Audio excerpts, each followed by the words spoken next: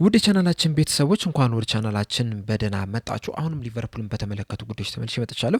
በዚህ ሰዓት እንግዲህ ሁለት ጉዳዮችን የምንመለከት ሲሆን አንደኛው ሊቨርፑሎች የሴት ፒስ አሰልጣኛቸውን ማሰናበታቸውን ይፋ አድርገዋል። ሁለተኛው ደግሞ ጁቬንቱሶች ፌዴሪኮ ኬዛን ከሊቨርፑል በውሰት ውል ለመውሰድ ፍላጎት እንዳላቸው እየተዘገበ ይገኛልና እነዚህን ሁለት ጉዳዮችም በቀጣይ ጥቂት ደቂቃዎች ውስጥ የምንመለከት ይሆናል። እስከ መጨረሻው ደቂቃ ድረስ አብራችሁን ቆይታችሁ እንድትከታተሉት በአክብሮት እጋብዛለሁ። በእነዚህ ዘገቦችም ዙሪያ ያላችሁን ሀሳብ እንዳለ ኮሜንት ሴክሽን ላይ በመጻፍ እንድታሳውቁኝ ሰብስክራይብ፣ ላይክ፣ ሼር እያደረጋችሁ የቻናሉ ቤተሰብ እንድትሆኑ በአክብሮት እጠይቃለሁ። አሁን በቀጥታ ወደ ዘገባዎቹ ማመራ ይሆናል። አብራችሁን ቆዩ። በመጀመሪያ የምንመለከተው ጋዜጣ ዴሊ ስፖርት ይዞት የወጣውን ዘገባ ይሆናል።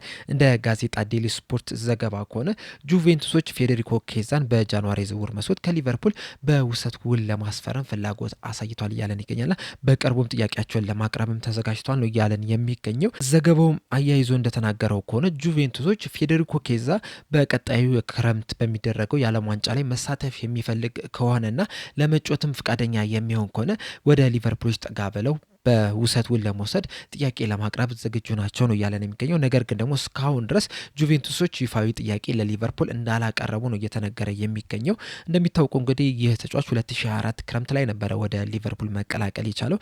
ነገር ግን ከተቀላቀለ በኋላ ተጫዋቹም የሚፈልገውን ወይም ደግሞ በደጋፊው ዘንድም የሚጠበቀውን ያህል የመጫወቻ ጊዜ እየተሰጠው ያልሆነ ተጫዋች ነው። እስካሁን ድረስ እንግዲህ በቆየባቸው 18 ወራቶች 32 ጨዋታዎችን ብቻ ነው መጫወት የቻለው። ከነዚህ 32 ጨዋታዎችም ሰባቱም ብቻ ነው በቋሚነት መጀመር የቻለው። በፕሪሚየር ሊጉም ያደረጋቸውን ጨዋታዎች ስንመለከት ራሱ ሁለት ጨዋታዎችን ብቻ ነው በቋሚነት መጀመር የቻለው። አንደኛውም ቅዳሜ ዕለት ከወልቭስ ጋር በተገናኙበት ጨዋታ ነበር። በዛ ሰዓትም እንግዲህ የተጫዋቾች መጎዳት ነው በቋሚነት እንዲጀምር ያደረገው እንጂ ተጫዋቾች ባይጎዱ ኖሮ በዚህ ጨዋታ ላይም በቋሚነት ይጀምራል የሚል እምነት የለም። ይህም የሚያሳየው ደግሞ በአሰልጣኙ ዘንድ እምነት እንዳልተጣለበት ነውና በዚሁ የሚቀጥል ከሆነ ደግሞ በክረምቱ በሚኖረው የዓለም ዋንጫ ላይ ለጣሊያን ብሔራዊ ቡድን ወክሎ ይሄዳል ማለት ትንሽ ከባድ ነው የሚሆነው። ምክንያቱም በሱ ቦታ ላይ ሌሎችም ጥሩ ተጫዋቾች አሉና በዓለም ዋንጫ ላይ መሳተፍ የሚፈልግ ከሆነ በቋሚነት ወደሚጫወትበት ክለብ ማምራት መቻል አለበት፣ ወይ ደግሞ በዛው በሊቨርፑልም ከዚህ የተሻለ መጫወቻ ጊዜ እንዲሰጠውም ማድረግ መቻል አለበት። ነገር ግን በሊቨርፑል ይህ ነገር ይሆናል ተብሎ አይጠበቅም። በዚህ ዙሪያ እንደውም ሉዊስ ስቴል አንድ የጻፈው ነገር ነበረ። እሱም ምንድን ያለው በአሰልጣኙ ዘንድ ፌዴሪኮ ኬዛ የሚታመን ተጫዋች አይደለም የሚል ነገርን አውጥቷልና ይህም ነገር ደግሞ ባለፉት 18 ወራትም በደንብ የተመለከትነው ነገር ነው። ምክንያቱም እንደኛ ሀሳብ ቢሆን ኖሮ ይህ ተጫዋች በተደጋጋሚ የመጫወቻ እድል ይሰጠው ነበር። እንደዚሁም በዚህ ሰዓት ደግሞ የርገን ክሎፕ ቢሆን ኖሮ የሊቨርፑል አሰልጣኝም ከዚህ የተሻለ የመጫወቻ እድል ይሰጠው ነበር ብለን በእርግጠኝነት መናገር እንችላለን። በእርግጥ አንዳንድ ሰዎች የወልቭስን ጨዋታ ተመልክተው ፌዴሪኮ ኬዛ እኮ ያን ያህል ጥሩ የሚባል ተጫዋች አይደለም፣ በዚህ ጨዋታ ላይ እንኳን ምርጥ እንቅስቃሴ አላሳየም የሚሉ ሊኖሩ ይችላሉ። ጨዋታውንም ከተመለከትን ሙሉ ለሙሉ በጣም ምርጥ ነበር ማለት አይደለም። ነገር ግን ደግሞ በተወሰኑ አጋጣሚዎች ጥሩ ሲንቀሳቀስ መመልከት ይችለናል። በተለይ ደግሞ ወደኋላ እየተመለሰ ተከላካዮችን በደንብ ሲያግዝም የተመለከትንበትም ሁኔታም አለ። በተለይ በዛ ቀኝ ክንፍ በኩል ብዙ ጊዜ ከተመለከትን መሐመድ ሳላ ወደ ኋላ እየተመለሰ ተከላካዮችን አያግዝም የሚል ነገር ስናነሳ ነበርና በዛ ጨዋታ ላይ ግን ፌዴሪኮ ኬዛ ወደ ኋላ ተመልሶ ፍሪምፖንግን ሲያግዝ መመልከት እችለን ነበረ።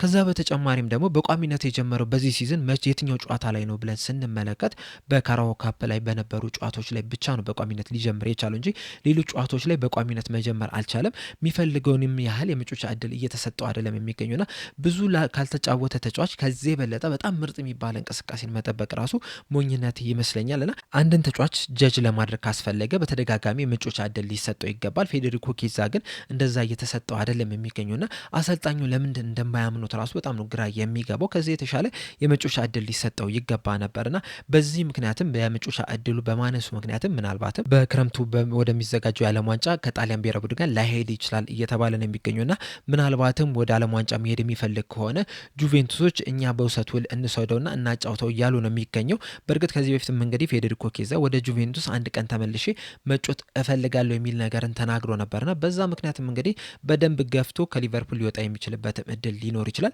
ነገር ግን ደግሞ ሊቨርፑሎችስ ይለቁታል የሚለው ራሱ ሌላ ጥያቄ ነው። ምክንያቱም በዚህ ሰዓት ላይ የማጥቃት ስፍራው ላይ በጣም ሳስቶ ነው እየተመለከት ነው የምንገኘውና ሊቨርፑሎችም ሌላ ተጫዋች እስካላስፈረሙ ድረስ ይህንን ተጫዋች ይለቁታል ተብሎ አይጠበቅም። በእርግጥ ጁቬንቱሶችም እስካሁን ድረስ ይፋዊ ጥያቄ አላቀረቡምና በቀጣይ እንግዲህ ምናልባትም አዳዲስ ነገሮች ሊፈጠሩ ስለሚችል ይህንን ነገር በትኩረት መመልከት አለብን። ሌላኛው የምንመለከተው ደግሞ ዛሬ ሊቨርፑሎች የሴት ፒስ አሰልጣኛቸውን ማሰናበታቸውን ይፋ አድርጓል። በዚህ ስንብት ዙሪያ ባወጡትም ስቴትመንት ምንድን ነው ያሉት? ሊቨርፑሎች የዋናው ቡድንን የቆመ ኳስ አሰልጣኝ የነበረውን አሮን ብሪክስን ከስራ ማሰናበታቸውን ይፋ አድርጓል። ይህ አሰልጣኝ እንግዲህ ይህ ሰው 2024 ላይ ነበረ ሊቨርፑልን መቀላቀል የቻሉ። በመጀመሪያም ሲቀላቀል የዋናው ቡድን የኢንዲቪጁዋል ዴቨሎፕመንት ኮች ተደርጎ ነበረ መቀጠር የቻለው። ከዛ በኋላ ባለፈው ሲዝን ሊቨርፑሎች የፕሪሚየር ሊጉን ዋንጫ በሚያነሱበት ሰዓት የአሰልጣኝ አርነ ስሎት የባክሩም ስታፍ አንዱ አባል በመሆን የራሱን አስተዋጽኦ ማድረግ ችሏልና በዚህ ሰዓትም ከሊቨርፑል ሲለቅ በትልቅ ምስጋናና በትልቅ አክብሮት ነው የሚል መግለጫን ማውጣት ችሏል። እናም ከዚህ በኋላ እንግዲህ ይህን አሰልጣኝ አሮን ብሪችስን በሊቨርፑል የማንመለከተው ይሆናል። ከዚህ በኋላም በዚህ ቦታ ላይ አዲስ ሰው እስከሚቀጠር ድረስ አሰልጣኝ አርነ ስሎት እና በኮቺንግ ስታፉ አባላቶች እንግዲህ የሚሰራ ይሆናል። በዚህ ሲዝን እንግዲህ ሊቨርፑሎች በቆመ ኳስ አጠቃቀም ላይ በጣም የወረደ እንቅስቃሴ ነው እያደረገው የሚገኙት። በተለይ በአውሮፓ 5 ትልልቅ ሊጎች በሚባሉት ውስጥ ማለት ነው ከቆሙ ኳሶች ከፔናልቲ ውጪ ባሉት ቆሙ ኳሶች ብዙ ጎል እንደ ሊቨርፑል የተቆጠረበት ክለብ የለም። በእርግጥ ኖቲንጋም ፎረስትም በርነሞዝም ከሊቨርፑል እኩል ጎል ተቆጥሮባቸዋል ከፔናልቲ ውጪ ባሉ የቆሙ ኳሶች።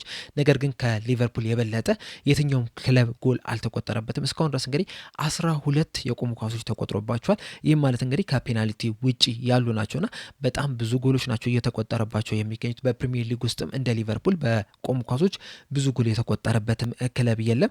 ከዛ በአንጻሩ ደግሞ እስካሁን ድረስ 3 ጎሎችን ብቻ ነው ከቆሙ ኳሶች ማስቆጠር የቻሉ። ይህም ማለት እንግዲህ 9 የጎል ዕዳ አለበት በቆሙ ኳሶችና ካለፉት ዓመታት አንጻር ስንመለከተው ዘንድሮ በጣም ብዙ ጎሎች እየተቆጠሩባቸው ነው የሚገኘው። በፕሪሚየር ሊጉ ያለውንም ስታት ከተመለከተን ከፔናልቲ ውጭ ባሉ የቆሙ ኳሶች ይህ ማለት ከኮርና ሊቨርፑል 1 ጎል ብቻ ነው ማስቆጠር የቻለው። ከሊቨርፑል የባሰው ክለብ ደግሞ ብሬንትፎርድ ነው። እስካሁን ድረስ ምንም አይነት ግብ ማስቆጠር አልቻለም። ከዛ ውጭ ግን ከሊቨርፑል የባሰ ምንም አይነት ክለብ የለምና ምን ያህል የወረደ እንቅስቃሴ እያሳየን እንደሆነ እንግዲህ በዚህ መመልከት እንችላለን። ለዛም ነው እንግዲህ ይህ የቆመ ኳስ አሰልጣኝ ከስራው ሊሰናበት የቻለው።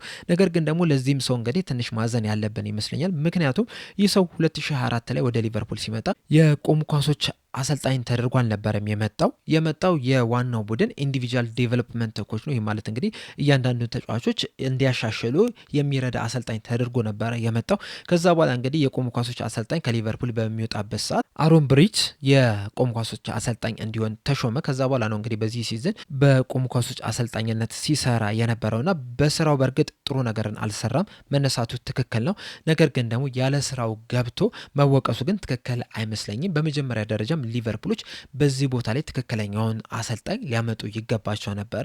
ሌላን አሰልጣኝ ከሌላ ቦታ ላይ አንስቶ እዚህ ቦታ ላይ አስቀምጠው ከዛ በኋላ ጥሩ አልሰራም፣ በዚህ ሲዝን ብዙ ጎሎች ለመቆጠራቸው እሱ ነው ተጠያቂ የሚሆነው ብለው እንደ ማምለጫ መጠቀማቸው ተገቢ አይመስለኝም። በመጀመሪያም ደረጃ እዛ ቦታ ላይ ሊሰራ አይገባውም ነበረ። በእርግጥ የመጀመሪያዎቹ ጨዋታዎች አካባቢ ምናልባትም በጊዜያዊነት በተቀጠረበት ሰዓት እዛ ቦታ ላይ ጥሩ ሰርቶ ሊሆን ይችላል። ነገር ግን ደግሞ ትክክለኛው ቦታ እዛ እስካልሆነ ድረስ እዛ ቦታ ላይ ሊያቆዩት አይገባም ነበረ። ሌላ አሰልጣኝ በዛ ቦታ ሊያመጡ ይገባ ነበር። እሱን ወደ ቦታው ሊመልሱት ይገባ ነበር። ነገር ግን ያንን አላደረጉም።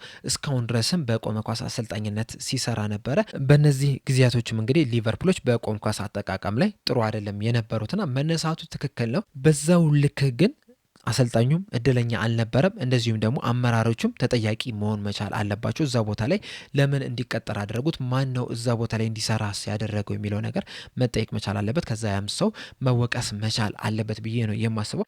ከዚህስ በኋላስ እዚህ ቦታ ላይ ማን ሊመጣ ይችላል የሚለው ግን ትልቅ ጥያቄ ነው የሚሆነው። ከዚህ በፊት እንግዲህ አንዳንድ የወጡ መረጃዎች ነበሩ። እሱም ምንድነው? ከዚህ በፊት የሊቨርፑል የእጅ ውርወራ አሰልጣኝ የነበረው በተለይ ደግሞ በየርገን ክሎፕ ስር ከ2018 እስከ 2013 ድረስ ያሰለጥን የነበረው ቶማስ ግሮማርክ ለሊቨርፑል ሁሌም በሬ ክፍት ነው የሚል አስተያየትን ሰጥቶ ነበርና ምናልባትም ፊታቸውን ወደዛ አሰልጣኝ ሊያዞሩ የሚችሉበት እድል አለ። በተለይ ደግሞ ይህ አሰልጣኝ ወደ ሊቨርፑል ከመምጣቱ በፊት ሊቨርፑል በተለይ በእጅ ውርወራ አጠቃቀም ላይ በጣም ሲቸገሩ ነበረ።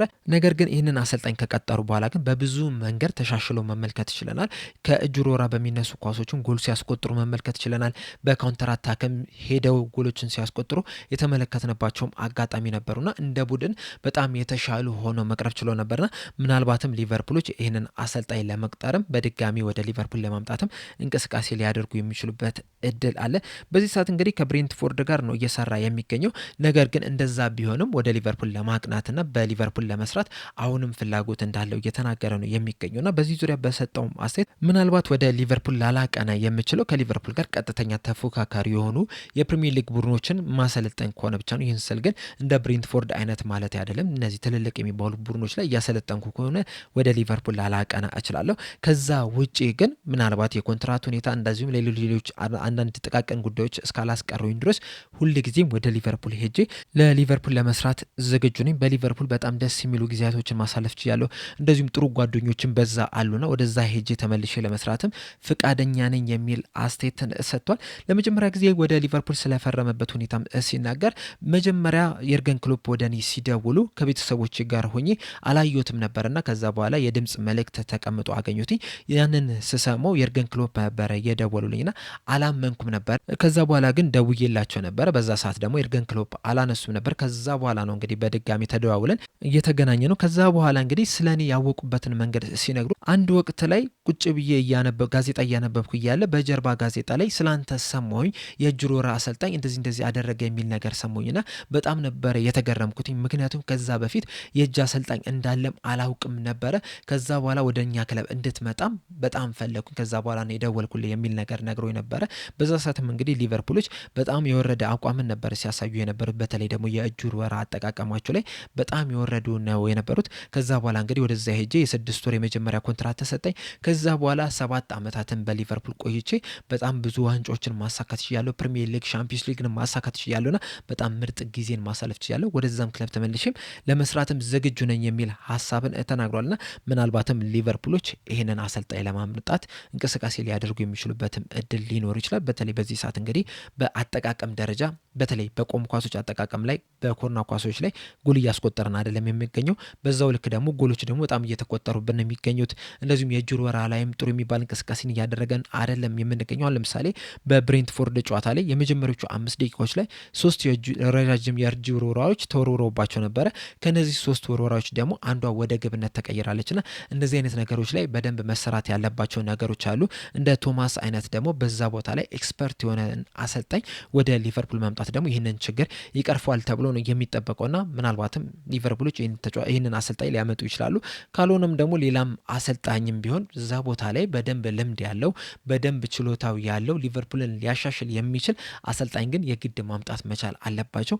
በሊቨርፑል ደረጃ በ18 ጨዋታዎች በፕሪሚየር ሊጉ ብቻ ያን ያህል የቆሙ ኳሶች መቆጠራቸው በጣም የሚያስገርም ነው። 12 ጎሎች በቆሙ ኳሶች ተቆጥሮባቸዋልና ይህን ያህል ጎሎች መቆጠር አልነበረባቸው። ምናልባት ከነዚህ እንኳን 6ቱን ጎሎች ብንቀንስ ኖሮ ያሁን ያለንበት ደረጃ ላይ ትንሽም ቢሆን ከፍ ማለት እንችል ነበረ። ቢያንስ ከአርሰናል ጋር ያለን የነጥብ ልዩነት ይህን ያህል አይሰፋም ነበረ እና እነዚህ ነገሮች ማስተካከል ያለባቸው ይመስለኛል።